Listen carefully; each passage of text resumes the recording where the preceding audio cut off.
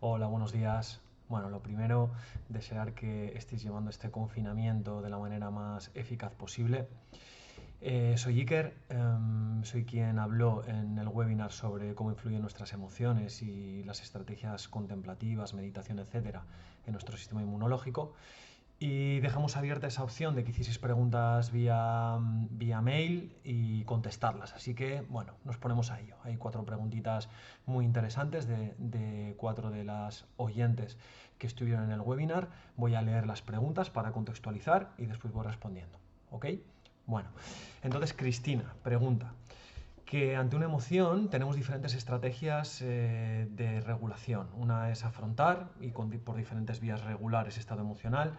Y luego hay otras estrategias que no son tanto de afrontamiento, sino que nos llevan a disminuir el impacto emocional, ¿sí? La dimensión de intensidad de esa emoción a través de, por ejemplo, la evitación o medidas paliativas, como puede ser eh, acceder a comida, a deporte, es decir, todo lo que sea exógeno y que el hecho de ingerir esa comida, de fumar un cigarro, de tomar una medicación o de hacer deporte, genera ciertos neurotransmisores en nuestro cerebro que calman todo ese estado emocional.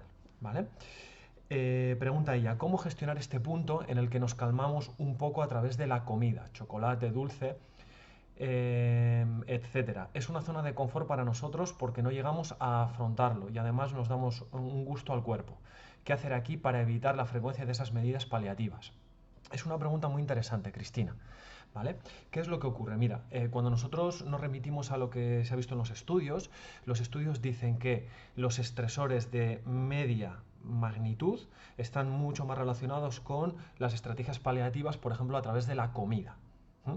Cuando el estresor es muy grande, suele correlatar con una disminución de la ingesta.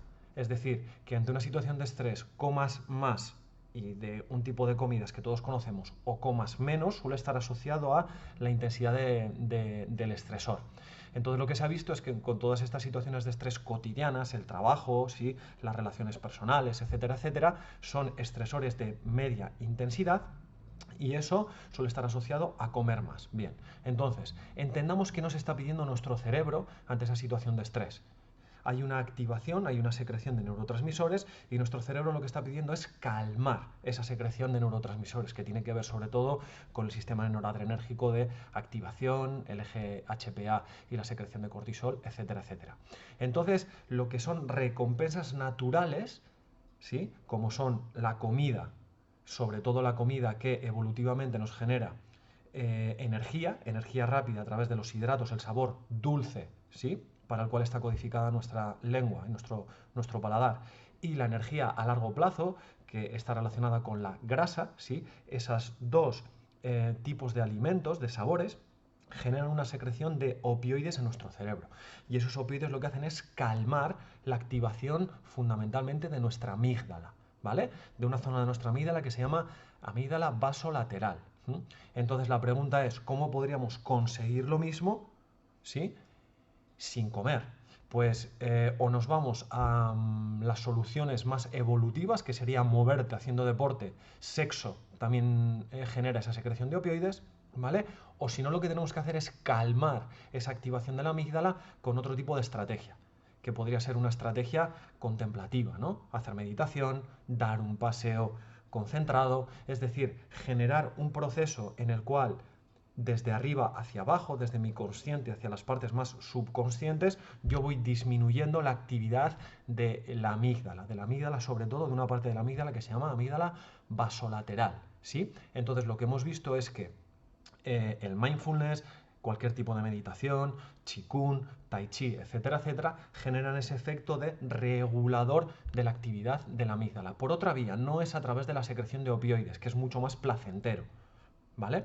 Es a través de ese efecto top-down sobre la ruta de la amígdala. Entonces, ¿qué es lo que va a ocurrir? Que si yo soy capaz de regular esa actividad de la amígdala que está relacionada con la respuesta de estrés y soy capaz de ir desarrollando estrategias que me permitan regularla de manera autónoma, no dependeré de lo exógeno para generar esa producción de neurotransmisores en mi cabeza, sí que está asociada, pues lo que hablábamos, a la comida o algún tipo de sustancia exógena, como puede ser el tabaco o el alcohol o otro tipo de estrategias paliativas.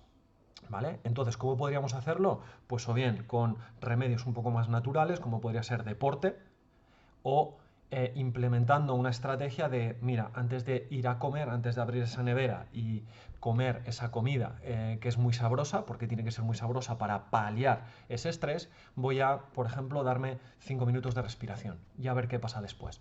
¿Qué es lo que ocurre? Que todas las estrategias contemplativas requieren, uno, voluntad y dos, esfuerzo. Y aquí es donde entramos en ese terreno que es bastante resbaladizo, porque es mucho más sencillo para mi cerebro abrir la nevera y coger un trozo de chocolate o algo que sea muy, muy palatable que hacer el esfuerzo de sentarme y respirar para calmar esa activación fisiológica. ¿Vale? Muy bien, Cristina. A ver, seguimos entonces. Iker, también comentaste que la meditación regula la emoción. Por ejemplo, reduce la reactividad emocional. ¿También es capaz de reducir la reactividad emocional positiva de alegría? Y si es así, ¿qué beneficios tiene ese control? Bueno, aquí siempre hablamos de las intensidades de la emoción, de esa parte vertical, ¿no? Hasta dónde sube mi emoción. Si nos vamos a una emoción de tono hedónico negativo, como puede ser el miedo no necesariamente es peligroso. El miedo lo que me está diciendo es, hay una situación potencial de peligro, atiende. Entonces, un grado de miedo es plenamente funcional. Me ayuda a ser previsor. ¿Mm? Me ayuda a poder tener en cuenta todos esos factores que están relacionados con ese posible riesgo potencial. Si el miedo va subiendo mucho, se puede desbordar y puedo entrar en pánico, y eso ya se transforma en una conducta que no es adaptativa. Si esto lo transformamos y lo llevamos a tu pregunta, que es ¿qué me puede aportar en la alegría también tenemos niveles. Yo puedo estar alegre de una manera calmada o puede subir mucho la intensidad de la alegría y llevarme a un estado de euforia. Entonces, ese punto un poco desmedido de alegría, la euforia, no suele estar asociado a conductas adaptativas. Hay veces que cuando estamos eufóricos, también nuestra capacidad de contemplar las cosas con sosiego se ve desbordada y tomamos decisiones o tenemos conductas que no son adaptativas. Entonces, ¿cómo podría ayudarnos la meditación en ese sentido? A que la alegría sea una alegría sosegada, calmada, no entrar en estados de euforia.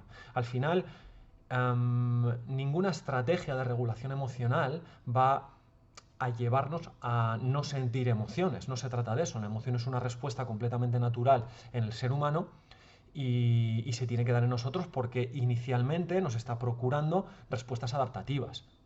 Pero de lo que se trata es de vivir nuestros procesos emocionales en calma, sobre todo para no llegar a esas situaciones de desborde en las cuales ese desborde emocional puede llevarme a conductas que sean desadaptativas. Entonces, con las emociones positivas como la alegría, pues volvemos a lo mismo, no es lo mismo la alegría que la euforia.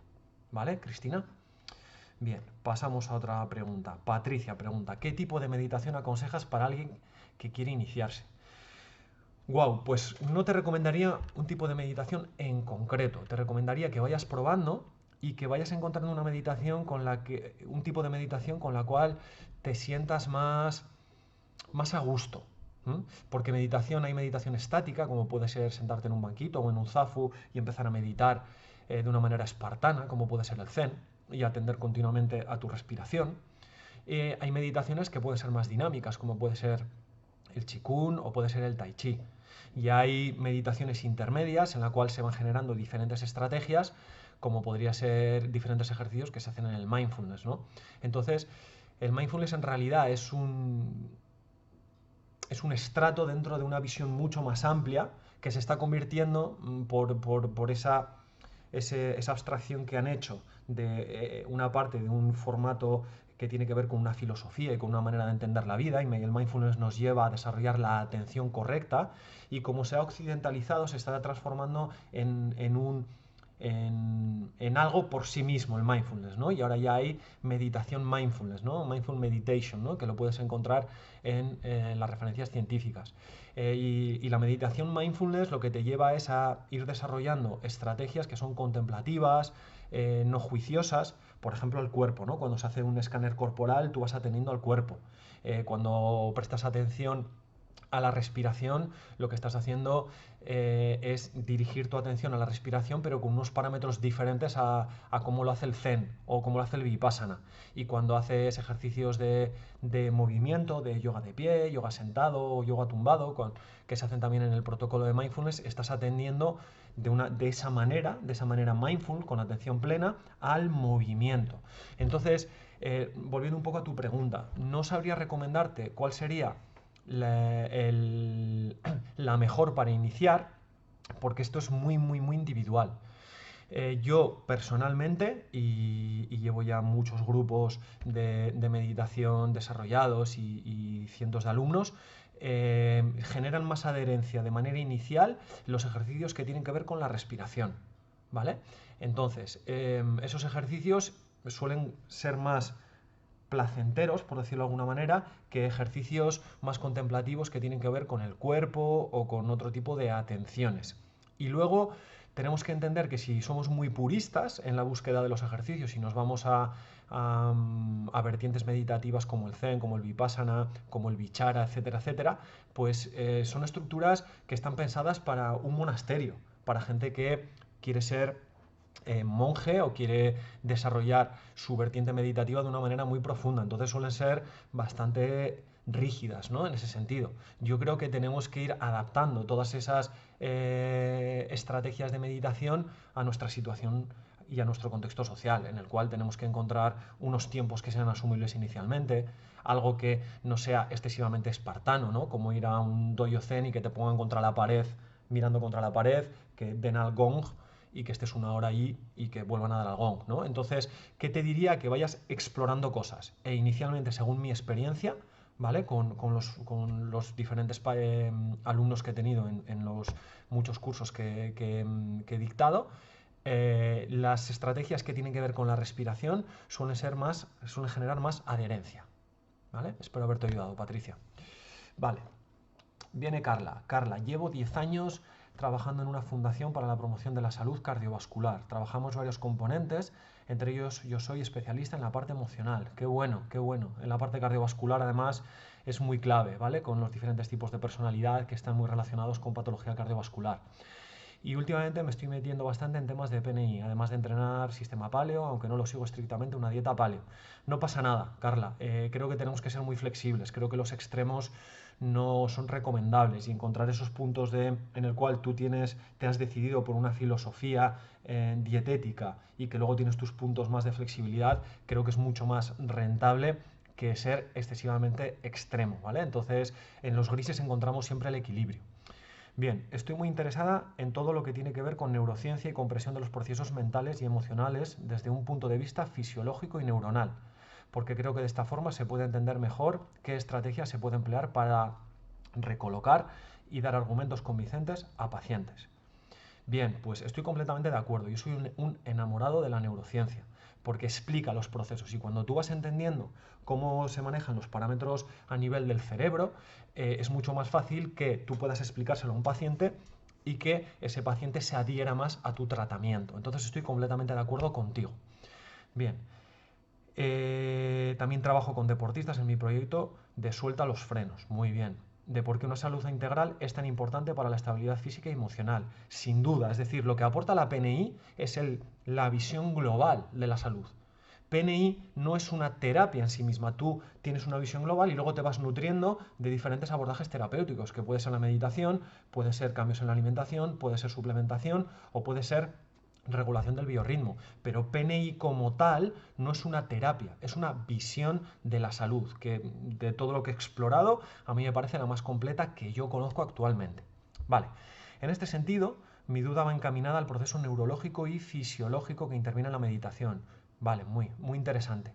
Ayer nos contabais cómo la noradrenalina y el cortisol tienen un papel en los procesos de estrés y me gustaría saber cuál sería la ruta metabólica que interviene cuando se realizan actividades autocontemplativas, yoga, meditación o reflexión. Vale, no son inicialmente rutas metabólicas como tal, son rutas más neurofisiológicas. ¿Vale? Los cambios en el metabolismo se van a producir asociados a los cambios que se generan porque tú cambias tu atención y tu manera de contemplar. Entonces, en meditación se han visto varias cosas, ¿vale? En meditación se ha visto, por ejemplo, que vamos generando una mejora de la atención ejecutiva, que tiene que ver con algunas áreas de nuestro córtex prefrontal, ¿vale? Entonces la atención ejecutiva lo que va haciendo es mejorar mi capacidad de atender allí donde yo entiendo que es más eficaz atender en este momento. Por ejemplo, yo puedo estar sintiendo una emoción desagradable, y si mi atención se focaliza excesivamente en la experiencia emocional, lo que suele ocurrir es que se entra en un bucle a través del cual la intensidad de la emoción va subiendo, y eso puede llevarnos al desborde. Esto es muy típico, por ejemplo, en procesos de ansiedad. Hay mucha atención al patrón somático, físico. Y es una respuesta ante una situación que todavía no ha ocurrido. La ansiedad suele ser anticipatoria. Entonces, esa respuesta en ese nivel es desadaptativa. Entonces, si yo soy capaz de manejar mejor mi atención y decir, a ver, voy a salir del parámetro somático de mi cuerpo y atender a otra cosa, eso va a disminuir la respuesta neuroendocrina posterior. Vale, entonces mejoramos atención ejecutiva, que tiene que ver con todo el sistema mesocortical, ¿vale? Dopamina que llega a nuestra corteza y que me permite atender y elegir bien dónde está mi atención situada, si es funcional atender eso o no.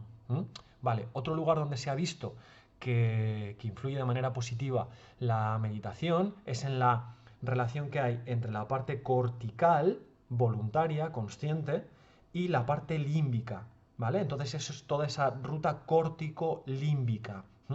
Dentro del cerebro hay muchas partes, la neurociencia es tremendamente compleja, cuanto más sabemos más compleja se hace, pero muy de base, cuando nosotros, por ejemplo, estamos en un proceso emocional, dentro de nuestro córtex prefrontal hay dos partes, uno más ventral, otro más dorsal, y se activan uno para atender a la emoción y otro para regular el proceso emocional. Entonces, una parte que mejora su funcionamiento cuando nosotros practicamos la meditación es la parte del córtex prefrontal, ventral y ventromedial, que eso lo que genera son rutas neurológicas a las zonas emocionales, y lo que va haciendo es regular la activación de otras zonas, por ejemplo, córtex cingulado anterior, por ejemplo, amígdala, por ejemplo, hipocampo, por ejemplo, ínsula, ¿vale? Que son todo zonas que están relacionadas con el proceso emocional. Entonces, lo que se genera es una mejor coordinación top-down, de arriba abajo, córtico-límbica. Y cuando yo puedo regular la respuesta emocional, se van regulando los procesos, ¿sí?, metabólicos que están relacionados con esa respuesta emocional. Por ejemplo, sabemos que la ira está muy relacionada con la hipertensión, ¿no? Entonces, cuando yo soy capaz de regular esa ira y el tono de la emoción de la ira va disminuyendo, mi tensión arterial se va regulando. Entonces, esas serían las rutas a través de las cuales los procesos contemplativos nos permiten ir modificando parámetros de nuestro metabolismo. Entonces, bueno, a nivel de neurociencia nos queda mucho, pero como las estrategias, como las herramientas de medición van mejorando poco a poco, cada vez tenemos más datos. Y eso es lo que vamos viendo, sobre todo una mejora del córtex en la zona frontal, de algunas áreas en concreto, por ejemplo el ventromedial, etcétera, etcétera, y mejora en la activación de la ínsula, la activación del córtex cingulado, que tiene mucho que ver con el procesamiento emocional y con cómo me siento, toda la parte interoceptiva, que tiene mucha vinculación con la ínsula, y cómo esa actividad cortical va regulando, ¿vale?, toda la parte emocional. Bien, vale. Laura, tengo una enfermedad autoinmune, lupus, sobre todo me afecta a tejidos y articulaciones. He estado muy bien, pero llevo 2 años probando de todo, hasta que he probado el protocolo autoinmune de alimentación. Fabuloso el protocolo autoinmune de alimentación. Me va muy bien, pero es muy difícil mantenerlo. Bueno, ahí está, que hay mucha restricción de algunos alimentos, y cuando dependemos, ¿no?, lo vinculamos con la primera pregunta, con esa necesidad o esa connotación que tiene la alimentación, que no es solo meter calorías y nutrientes, sino que tiene un componente muy hedónico y emocional. Entonces hay veces que nos cuesta llevar una dieta muy estricta por ese componente que no está satisfecho si yo no lo regulo de otra manera. Es decir, dentro de la dieta yo estoy regulando mis procesos emocionales. Entonces, cuando me restringo mucho ciertos alimentos, sobre todo, ya sabemos, dulces y grasa, entonces ese proceso emocional tengo que encontrar otra vía para regularlo, porque si no dependo de eso y me cuesta mucho mantener la parte dietética. Vale, pero vale, continuarlo tan estricto es muy difícil. Vale, quiero saber cómo pueden afectar tanto las emociones inconscientes, no las identifico, pero sé que están ahí. Bueno, aquí entramos en un terreno que es un poquito complejo, porque lo inconsciente está continuamente actuando. Entonces, ¿qué es lo que ocurre? Que las emociones se hacen conscientes cuando adquieren un grado de relevancia suficiente para nuestra atención. Entonces, hay un montón de procesos que están operando bajo la parte consciente, y consciente o no consciente quiere decir los mecanismos neurológicos, si alcanzan o no alcanzan toda la parte del córtex, es decir, de la toma de conciencia. ¿Vale? Entonces, cuando ese estímulo no alcanza la parte del córtex prefrontal y no alcanza la toma de conciencia, es un estímulo subconsciente y eso va ocurriendo de manera continuada. Cuando llega hasta arriba, cuando adquiere la relevancia, ¿vale?, suficiente para que mi atención lo considere un estímulo a atender. Cuando mi atención no lo considera un estímulo a atender, no adquiere ese punto de consciencia. Entonces empecemos por ahí, ¿sí? Llega o no llega a mi consciente, a que mi atención se dé cuenta de que eso está ocurriendo. Eso sería la diferencia entre consciente y parte subconsciente. ¿Qué es lo que ocurre? Que nosotros desde que nacemos vamos desarrollando diferentes estrategias adaptativas al entorno y todavía no está introducido en la formación, en la educación de manera transversal, las estrategias de atención y regulación emocional. Yo no puedo regular algo a lo que no atiendo, y si atiendo algo que no puedo regular, lo normal es que eso me desborde, que no sepa qué hacer con todo esto. Entonces, si yo estoy sintiendo una emoción que no sé regular, que no sé relacionarme con esa emoción, es muy lógico que o no lo atienda, que sería una estrategia de evitación, o que lo reprima, ¿vale? Que sería una estrategia de inhibición, de represión. Lo cual no quiere decir que eso se mantenga en un estrato inconsciente. Eso sigue operando, eso sigue condicionándome la vida y de manera muy, muy amplia, pero yo no me doy cuenta. Entonces, ¿hasta dónde influye? Totalmente, influye completamente.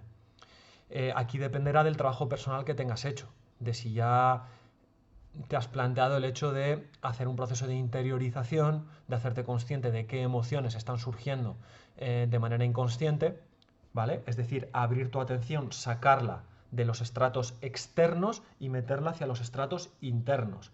Y ya empezar a tú voluntariamente direccionar tu atención a lo que sientes y empezar a trabajar con eso. Cuando tú desvinculas tu atención de los parámetros externos y los metes dentro, empiezas a hacerte consciente de todo eso que era inconsciente. ¿Vale? Entonces ahí es donde empieza el trabajo de autodescubrimiento y el trabajo personal, pero que estamos condicionados por todos esos procesos emocionales vinculados a creencias, a experiencias que han ido determinando nuestra identidad con el paso de los años, es completamente evidente. Entonces, claro que están ahí. ¿Qué es lo que te puedo decir? Pues que lo que necesitas es seguramente, si tú no lo puedes hacer sola, si no tienes la experiencia o no tienes las herramientas, pedir ayuda para que alguien te ayude a ir hacia el interior. Y habitualmente la patología autoinmune, como el lupus, suele estar asociado a momentos que han tenido una relevancia emocional grande. Yo que en consulta tengo diferentes pacientes con diferentes patologías autoinmunes, es muy típico el hecho de evidenciar que el primer brote surgió después de una época de estrés muy alta. Entonces, bueno, te lo dejo ahí como reflexión. Y lo de siempre, que para eso están los diferentes profesionales que podemos ayudarte en diferentes vertientes. Entonces, que eso te condiciona, vamos, te lo aseguro, de los pies a la cabeza. Si no lo has atendido, aún más. Cuando una persona empieza a practicar la meditación, empieza a interiorizar, a darse cuenta de los procesos internos. Entonces ahí es cuando podemos empezar a modificarlos. ¿Vale, Laura? Bueno, pues confío haberos aportado respuestas que os ayuden a aclarar vuestras dudas. Muchas gracias por haber dedicado ese tiempo a escribir el mail y a ver el webinar que hicimos. Y bueno, espero que nos veamos en futuros webinars o formaciones. Y bueno, para terminar, pues enviaros a todos un abrazo muy fuerte, un poquito de energía en este tiempo, y acordaros que en este tiempo de confinamiento estamos encontrando un momento muy interesante para practicar la interiorización y la meditación, o sea que yo os animo a que pasito a paso lo vayáis desarrollando. Un abrazo.